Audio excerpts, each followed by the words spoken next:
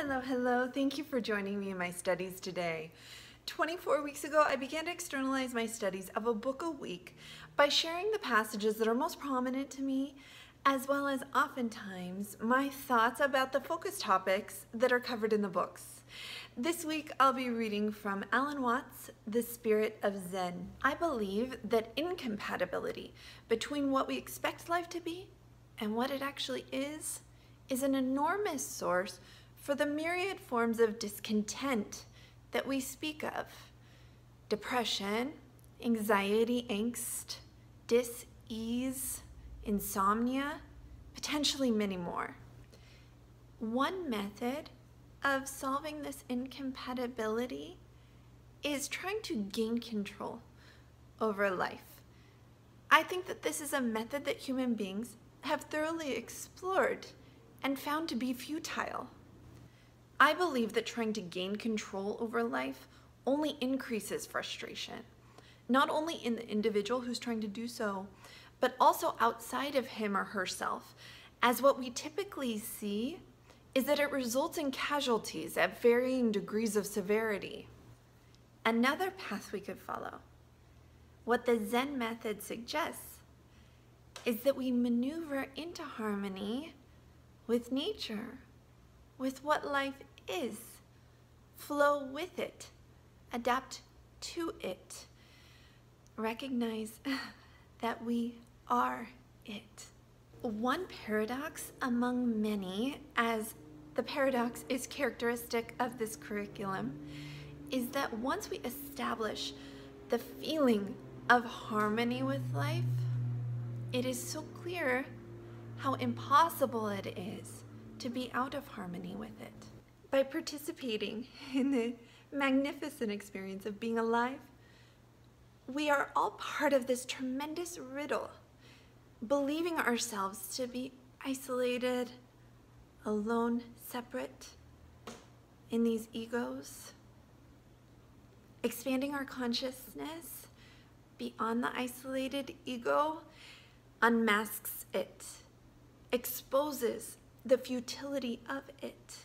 The Zen approach suggests that by exhausting the ego, we may come to an awakening recognition of the hallucination of the separate, isolated self, and instantaneously expand into the broader sacred all, where we may find an inexplicably calm bliss and security in the insecurity of infinite groundlessness. Without further ado, I'll move on to today's readings. Enjoy. In The Spirit of Zen, Mr. Watts describes, in plain language, but without robbing the subject of its provocative subtlety, how one can prepare for a life of Zen. He explains the sacrifices and surrenders, the requisite self-control, the baffling set of spiritual exercises known as koan, which take the form of verbal jigsaw puzzles, the importance of mental discipline, and the need to recognize the futility of mere intellectual haggling, all necessary steps along the road to Zen. Page 13. I do not really know what Zen is, because Zen, the essential experience underlying Buddhism, is not a what. It is not a thing, which is to say an aspect of experience definable by a word or concept. Page 14. A book which purports to explain Zen is something of a hoax, in the respect that the more it succeeds in giving the reader an impression of intelligibility, the more it has failed to give understanding. A proper exposition of Zen should tease us out of thought and leave the mind like an open window instead of a panel of stained glass. Page 18. In a certain sense, Zen is feeling life instead of feeling something about life. It has no patience with secondhand wisdom, with someone else's description of a spiritual experience, or with mere conceptions and beliefs. While secondhand wisdom is valuable as a signpost pointing the way, it is too easily taken for the path itself, or even for the goal. Page 19. The method of Zen is to baffle, excite, puzzle, and exhaust the intellect until it is realized that intellection is only thinking about. It will provoke, irritate, and again exhaust the emotions until it is realized that emotion is only feeling about. And then it contrives, when the disciple has been brought to an intellectual and emotional impasse, to bridge the gap between second-hand conceptual contact with reality and first-hand experience. Page 20. Zen cannot be made to fit into any ism or ology. It is alive and cannot be dissected and analyzed like a corpse. Therefore, if we have any doubts about the sense and sanity of the sayings of the Zen masters, let us, to begin with, give them the benefit of the doubt and assume that there is wisdom in their complete disregard for logic. Page 27. When man neither identifies himself with his person nor uses it as a means of resisting life, he finds that the self is more than his own being. It includes the whole universe. Page 29. The ideal of the Bodhisattva implies the most complete acceptance of life. For the Bodhisattva can exclude nothing and neglect nothing because he identifies himself with everything. This is the old problem.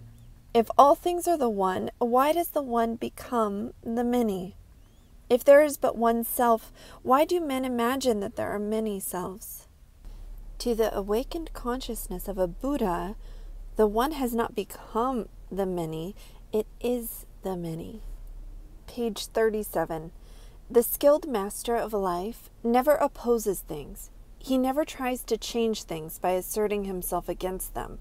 He yields to their full force and either pushes them slightly out of direct line or else moves them right round in the opposite direction without ever encountering their direct opposition. That is to say, he treats them positively. He changes them by acceptance, by taking them into his confidence, never by flat denial. The highest form of man makes himself a vacuum so that all things are drawn to him. He accepts everything until by including all things he becomes their master. It is the principle of controlling things by going along with them, of mastery through adaptation. And here on page 38 will be the final passage in the readings today. It is all very well to talk about moving with Tao, but the very fact that one is talking about moving implies that one has not yet begun to move. And the Zen masters were concerned with giving people the initial push. Thus, it was Zen that brought Taoism back to life. If for a moment one stops to philosophize and think about, life moves on, and the living reality of the moment is lost.